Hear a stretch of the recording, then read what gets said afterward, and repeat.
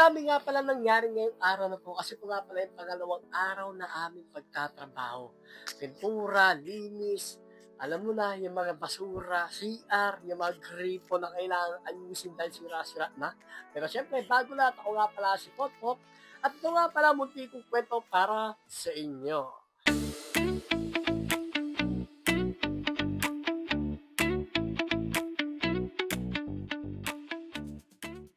So ito na nga yung pangalawang araw namin kung saan tinulungan ako ni Kuya para mas mapabilis kasi nga hinahabol nga to para mabuksan nila yung kanilang munting restaurant or kakainan. Siyempre, hindi lang yun. Marami pa kaming ginawa dito. Pinadoble nga pala yung pintura ng taas kasi nga hindi pa ganun kaapal yung pintura doon sa kulay puti ng hinahabol namin. Siyempre, bago lahat to, maraming salamat nga pala sa mga nakafollow sa akin, sa mga sumusuporta. Ayan, siyempre, hindi lang yon. Ito nga pala yung ginawa ko.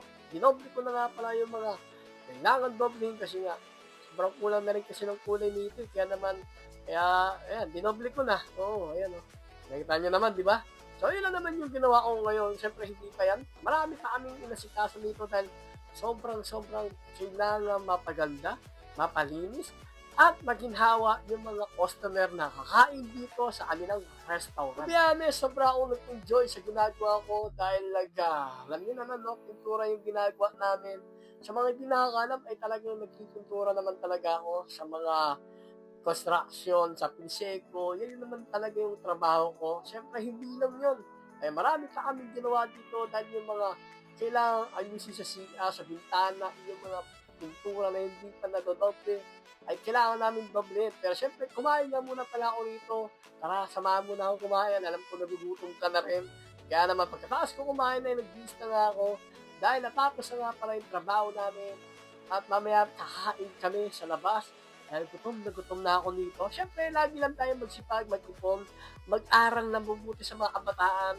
Huwag kayo may kapag-away sa labas o pag-geng-geng. Kailangan tumulong kayo sa mga magulang. Maliban doon, kailangan nyo tumulong sa sarili ninyo dahil walang mag-aangat at mag-aasenso sa sarili nyo kung ikaw lang.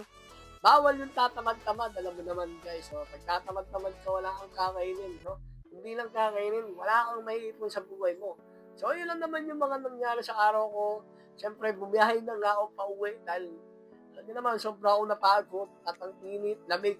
Halo-halo na, parang ikaw. Ay, halo-halo ka na rin. Siyempre, habang nagbabiyahe nga pala ako, kasi ko nga pala sa kagandahan ng aking paglalakbay, pauwi ng aming bahay.